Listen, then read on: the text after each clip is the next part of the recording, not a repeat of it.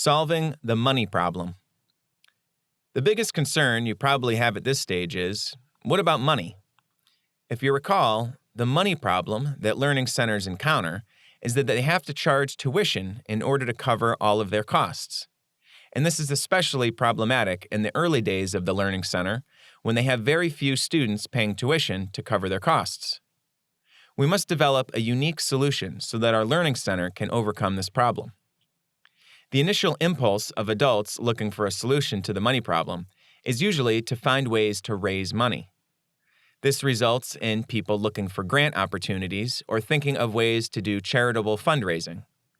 These are definitely viable options, but let's dig a little deeper into understanding the money problem before impulsively seeking solutions.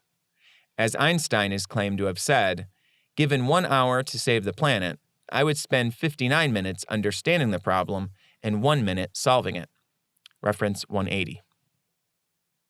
Fortunately, to aid our understanding of the money problem, we can look at the financial statements from the first year of operations at Princeton Learning Cooperative in Princeton, New Jersey. They are published in Joel Hammond's Teacher Liberation Handbook. When we review these statements, keep in mind that during their first year, they had a single staff member, 7 students, and rented a single room in Princeton, New Jersey. Reference 181. You've probably never seen an income statement before. It's basically a chart that categorizes all of the money an organization takes in, the income, and all of the money they spend, the expenses. The key take-home is that if your expenses are more than your income, you are losing money. An income statement shows the total dollars across each category for the entire year. This can be a little misleading because most of the money coming in and out of the business is not all done in one lump sum. For example, income from tuition payments from parents could be paid monthly or by semester. Expenses like rent payments for the space or insurance are typically paid monthly. Payroll expenses for the staff could be weekly or bi-weekly. Despite this limitation, the income statement is a helpful way of looking at the overall picture of how much money is being devoted to different parts of the business. In reviewing the income statement, let's start with income. For the Princeton Learning Cooperative, income came entirely from 2 categories: tuition and donations. Donations of about $13,000 accounted for about 25% of the total income. Even at a successful center like PLC, the strategy of fundraising through charitable donations was only a partial solution. Tuition accounted for the remaining 75% of their income, with PLC receiving about $30,000 in tuition from their 7 students, which is roughly $4,000 per student. If you recall, PLC and most other self-directed learning centers offer sliding scales for tuition. This means that they have a listed price and people pay what they can. For example, if the average amount someone is paying is $4,000 and the full tuition is $10,000, then that means that some members are paying a lot more than average and some are paying much less. Though many learning centers succeed using this sliding scale tuition model, it is also incredibly fragile. If there are not enough families who can afford to pay a higher amount, there is not enough money available to support those families who cannot afford as much. This severely limits the number of communities which can financially support a learning center. As I mentioned earlier, it is my goal to create a solution that is accessible to anyone, even in communities which don't have a handful of richer families able to offset the costs for the poorer ones. To achieve this goal, our learning center will have 0 tuition, which means that anyone can attend without risking the closure of our learning center. Having a 0 tuition model probably sounds like an impossible feat, but it can be done. As one example, Dr. Sundiata Sunjata, an independent educator and a social sustainability activist, co-founded and co-facilitated a 0 tuition self-directed learning center called GROW in Atlanta, Georgia. By combining forces with other parents who all contributed resources like space, time, and expertise, Grow was able to offer zero tuition, self-directed learning opportunities from 2015 to 2019. Reference 182. Of course, our approach will focus on being a teen-organized group rather than a parent-organized group. You'll see this brings both benefits and challenges. Let's start by taking a look at how the money at a typical learning center gets spent, which is shown in the expense section of the income statement. To simplify things, let's start with the big-ticket items that add up to over $1,000 for the year, which accounts for 93% of the annual expenses. Let's address these categories one by one and generate solutions on how to eliminate the cost. Keep in mind that there are likely many different solutions to these problems. I'm just going to present those which I came up with. First up, business registration fees, $920, and legal fees, $1,867. The business registration fees and legal fees are related, so let's cover them both at once. The business registration fee is a cost the government charges you to legally operate an organization, which could be a business or nonprofit. There is usually an initial fee to open the organization, and then annual fees to keep it open. You can eliminate this fee completely by never forming a legal organization for your learning center. In this sense, the members of your learning center will not be a part of an organization. They'll simply be a group of teens eager and interested in learning. The legal fees in the income statement are from hiring a lawyer to register their business as a legal entity. Similar to the registration fees, you can eliminate this cost from your learning center by not legally organizing. Again, there's no need to hire a lawyer if you are just a group of young people getting together with a common interest in learning. Not only will you save money on registration fees and legal fees, you'll also save a lot of time because you won't have to file taxes, an annual business report, or have formal board meetings. This may not sound valuable now, but it is a great benefit. I recently heard of a self-directed learning center who was being investigated for violating labor laws who got audited, and in order to avoid being shut down, the founders had to provide detailed evidence of their payroll, taxes, overtime, tax exemptions, vaccinations, and a receipt for every purchase they made in the last 18 months. You can imagine the cost of all this work was outrageous. You're probably wondering, what do we lose by not forming a legal organization? Surely there must be a benefit if all of the established learning centers are legal entities, right? Generally speaking, forming a legal organization means that the property of your organization is legally protected.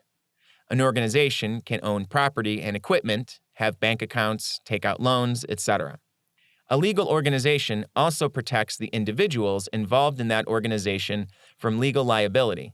So if something goes wrong, the organization can be sued, not the individuals. While it may sound like a loss to give up those rights, there are trade-offs that make it worth it. For example, by not becoming a legal entity, you have no leader or person who is in charge of you.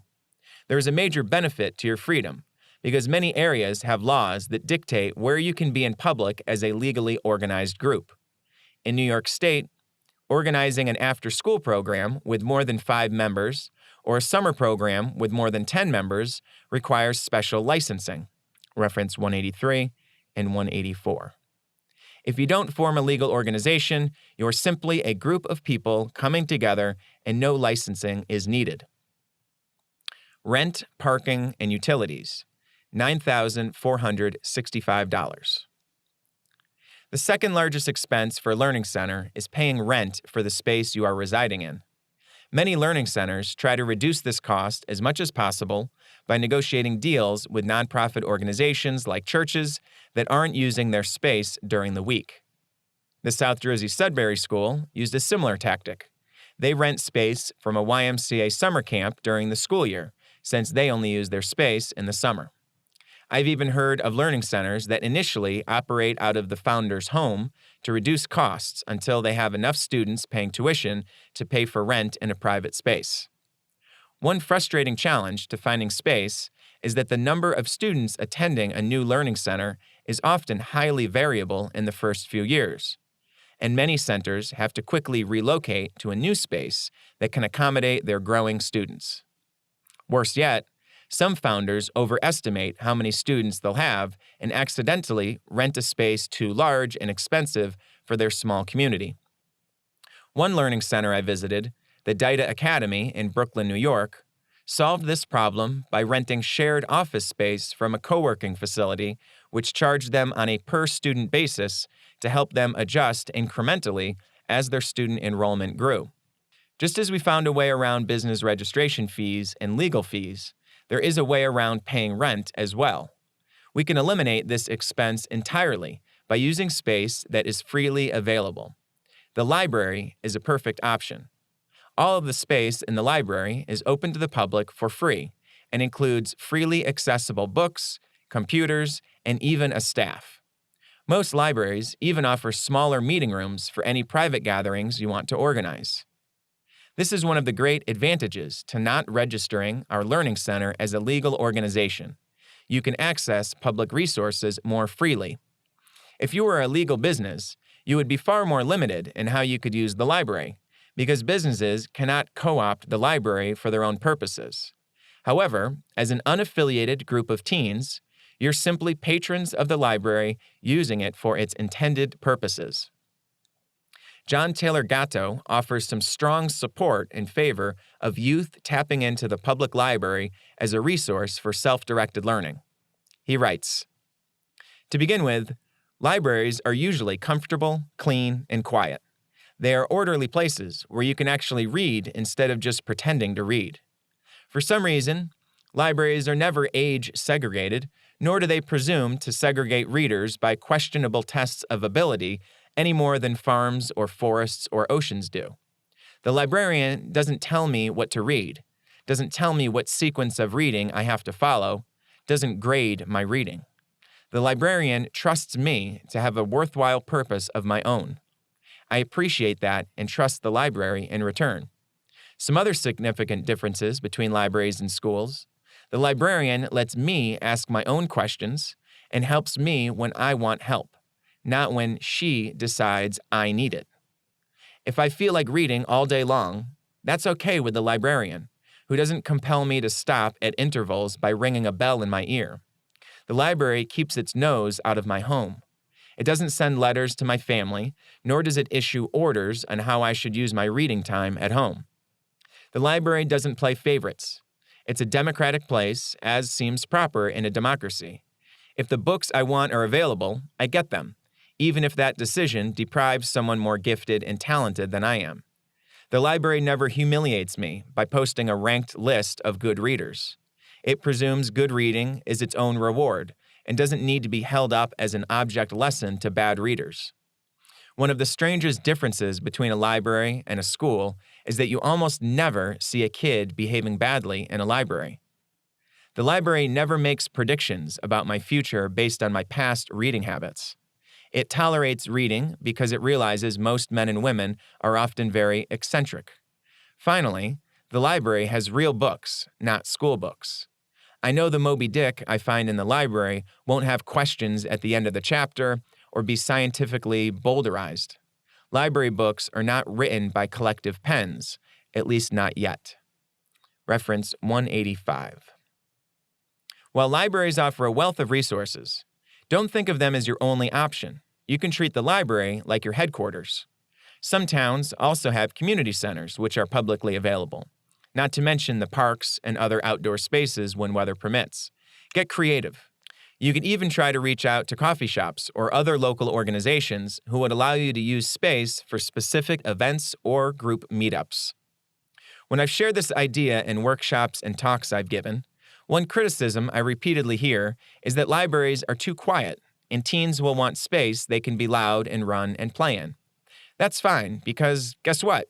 You can go outside anytime you want.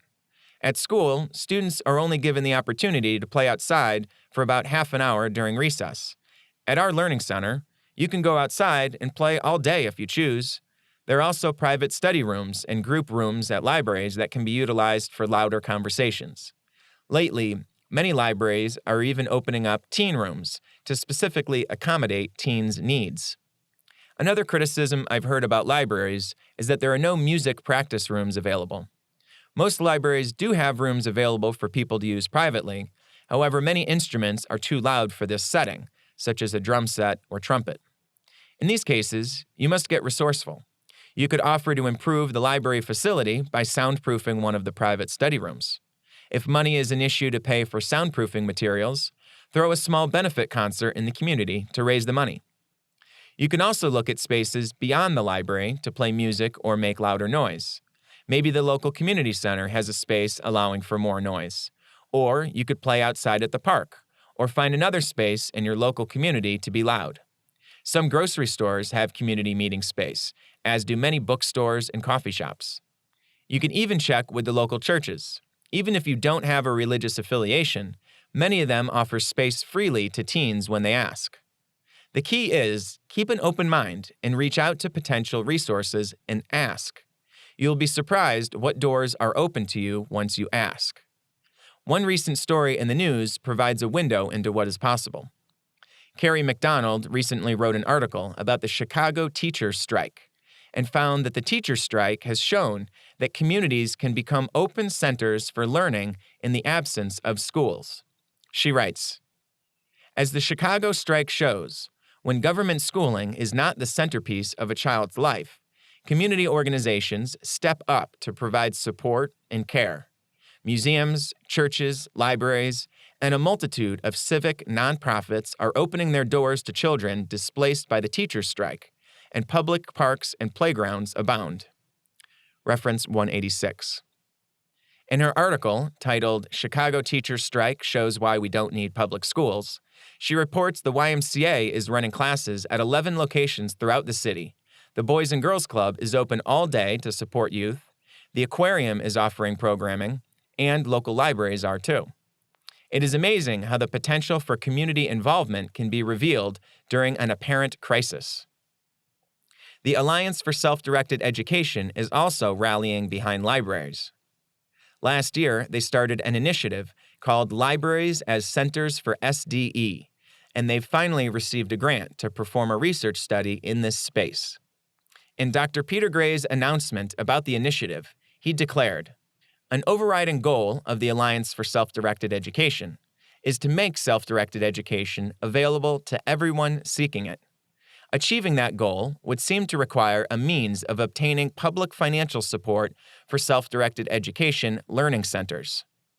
The direct approach would be to try to make at least some public money in town or state school budgets available to self-directed education centers. However, that approach is likely to create great resistance. One form of that resistance would be school-like requirements regarding such centers, which would run counter to principles of self-directed education. I am suggesting here an indirect approach, an end run around the school system. Libraries are already centers for self-directed education. Libraries everywhere are already interested in expanding their services. Some are becoming toy and tool lenders as well as book lenders. Most of them offer community educational services such as book discussion clubs and programs of films and speakers.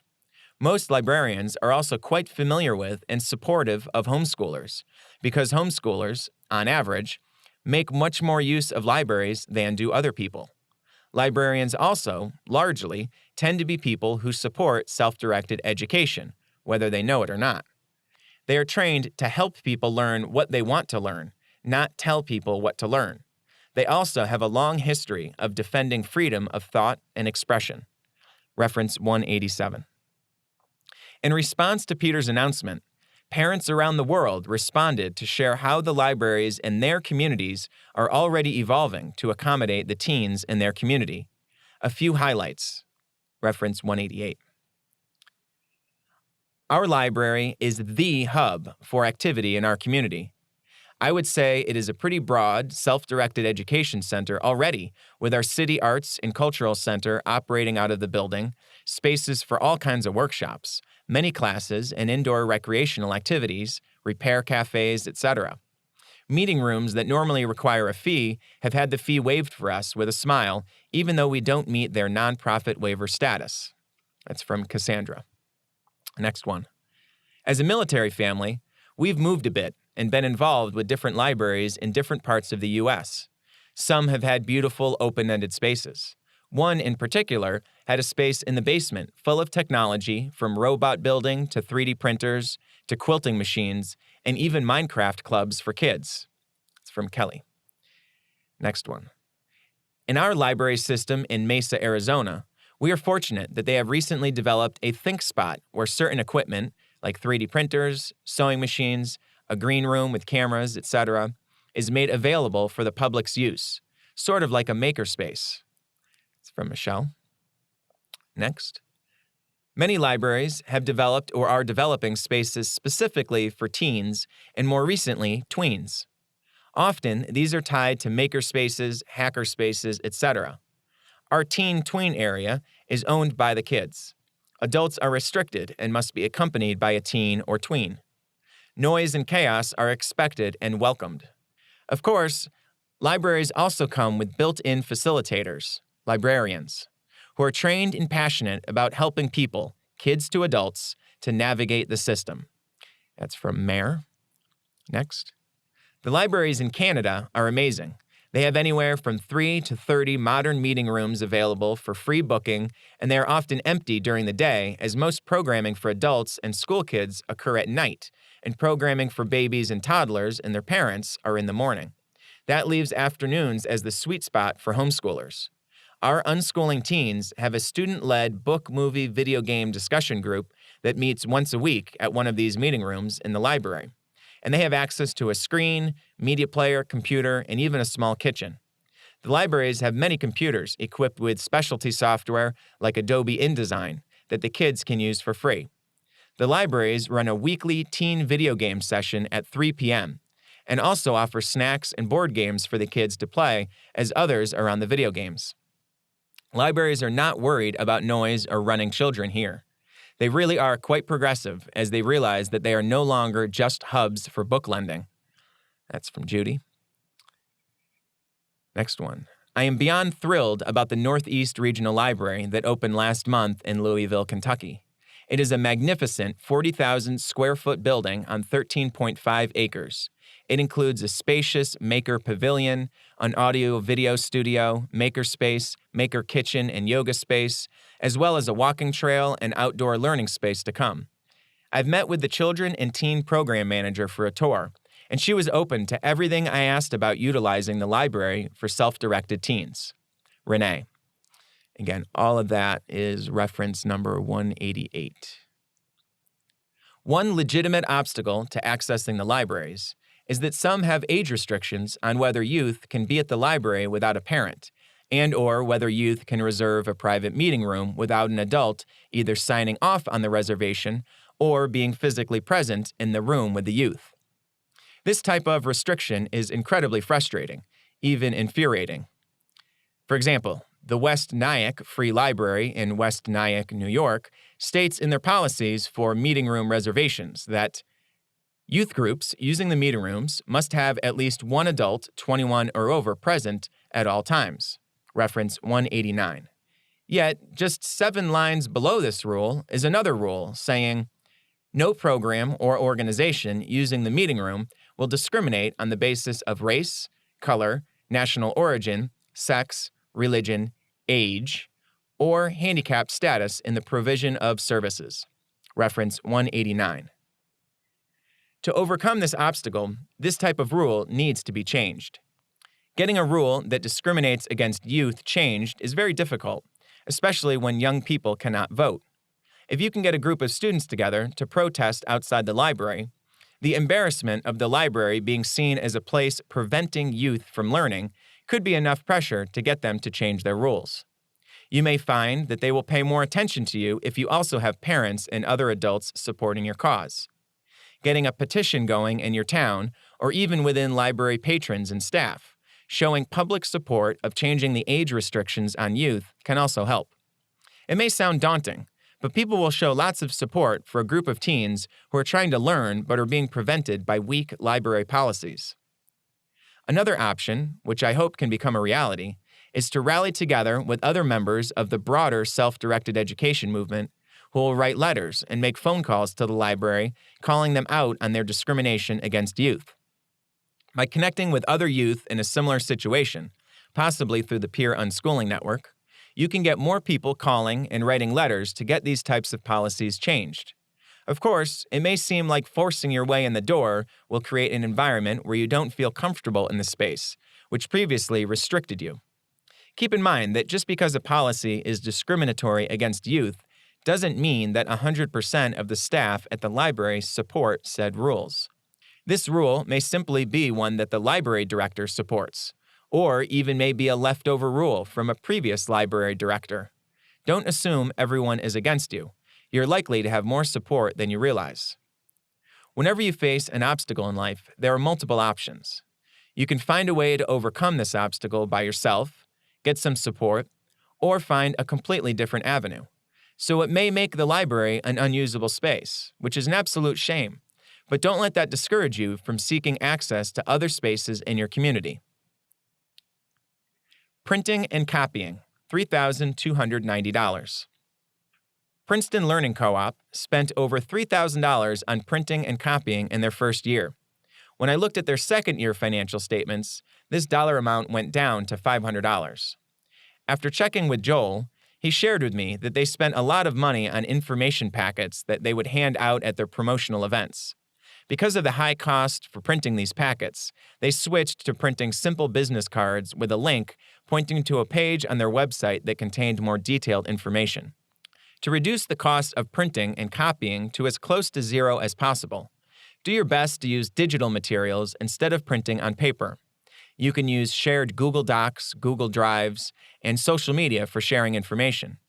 If necessary, the library has printing services that you can pay for on an as-needed basis. I traveled nomadically for 4 years without bringing a printer and was able to use very little paper. On those rare instances I needed to print, I just visited a library or a Kinko's or a FedEx. Payroll expenses, $19,295. The final expense we'll address is also the biggest expense for every learning center, the staff. As I mentioned before, new staff members at PLC were required to endure the year of pain, where they would earn very little money in their first year until additional students would join who were paying tuition. As you may guess from my suggestions in the previous budget items, I suggest that you cut this cost entirely by not hiring a staff at all. Instead, use freely existing resources. This may sound a bit crazy, and it's important not to minimize the value that staff members bring to learning centers. They provide mentorship, help youth find resources, provide guidance to families who are learning about unschooling for the first time, handle the logistics of running the business, ensure the facilities are maintained, deal with bookkeeping and paying bills, promote the learning center through marketing and advertising, and some even shovel the sidewalks in the winter. We can eliminate the need for paid staff by taking each task normally managed by a staff member and handling it with 3 options. 1, eliminate the need for this task to be completed entirely, like bookkeeping and business filings. 2, take on the responsibility of the task ourselves, such as promoting the learning center. Or 3, find adult volunteers to contribute their time for free, like providing mentorship. By far, the biggest untapped resource to consider are librarians. Libraries already are paying librarians, so you don't have to. Most librarians have a master's degree in library science and are trained to help people like you to find whatever information or resources they are looking for. Use them. You can also reach out to people in your community to come teach a class for an hour or 2 a week as volunteers. In school, you are accustomed to seeing each teacher every day, where they have to convey information to 15 to 30 students all at once.